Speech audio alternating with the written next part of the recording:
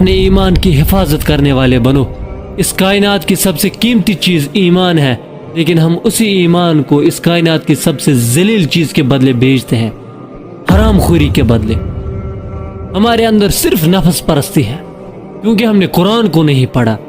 رسول اللہ صلی اللہ علیہ وسلم نے فرمایا کہ جس کے دل میں قرآن موجود نہ ہو، اس کی دل کی مثال ایسی ہے جیسے ویران گھر ہے۔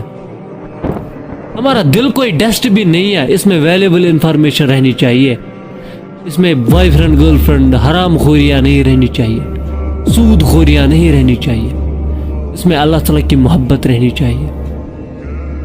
لیکن ہم ٹس سے مس نہیں ہو رہی ہے، ہمارے اندر وہ شوق پیدا نہیں ہے جو صحابہ کے اندر تھا۔ رہ گئی رسم ازاں، روح بلالی نہ رہی۔